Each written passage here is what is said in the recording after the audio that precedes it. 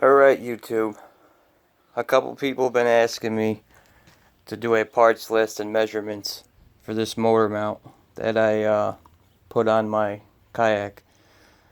What you're going to need is, let's see, you're going to want some scheduled 40 PVC pipe, 1.25 inch. I think these are 5-foot sections, and I purchased 3 of them, but I only used 2 of them. You're going to need 2 T's, which is right here, another one right there, and then 4-ways. Obviously you need 2 4-ways so you can go down, so you can put them into your rod holders on your boat. And then I just recently add these so I can put some extra rods on my boat. Then you're going to need a piece of wood, aluminum, whatever you got. Doesn't really matter as long as it's sturdy enough to hold the motor.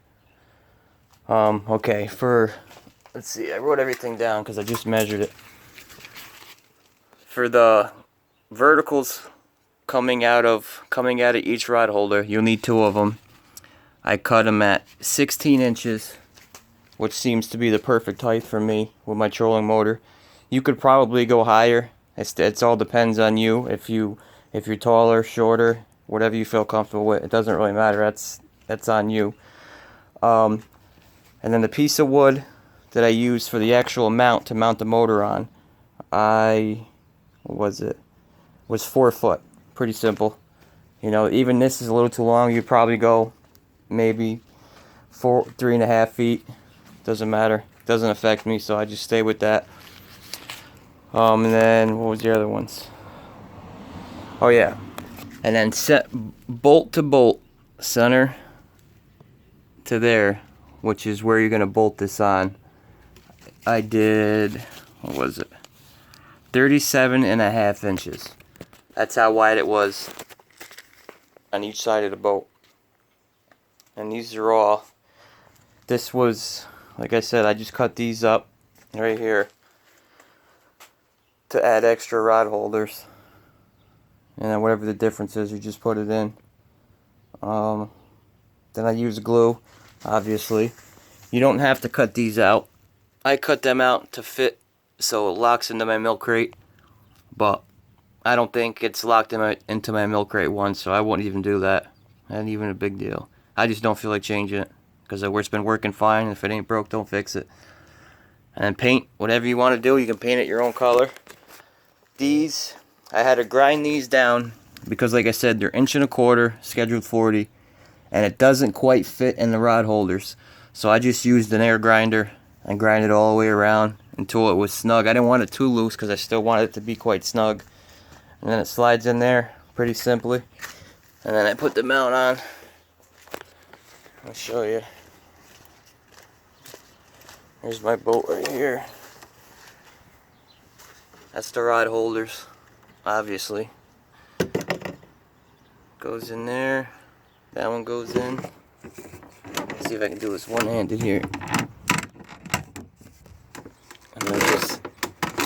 And then it just slides in just like that.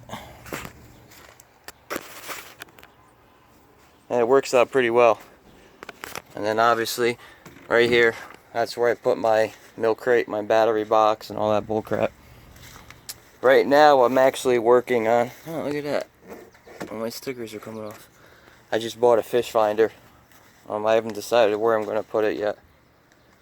I mean, probably end up putting it right here. It just makes the most sense. I'm probably just going to tap a hole right through here for the power cable, and then a small little 12-volt battery I'm going to put in there.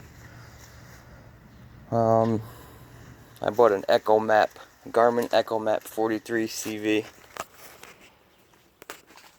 I like the fact that it had all preloaded maps on it and stuff. That's it right there. I'm probably going to have to order some more things, like the transducer arm mount. Because I can mount it to my trolling motor, but I don't know. And then what else did I do? Oh yeah, my battery. It's a Group 24 deep cycle. And I actually put it to the test the other day. Me and my friend went out on a local river and So I pretty much used it non-stop on full blast for a good, I think I got like 6.5 hours before she died on me.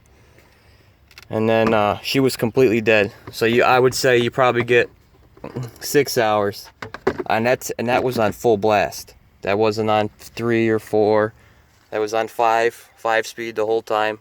I mean, obviously I stopped it here and there, but that was a pretty long trip. And then we got stuck in a rainstorm, of course, but yeah, there it is. That's the best I can do for you.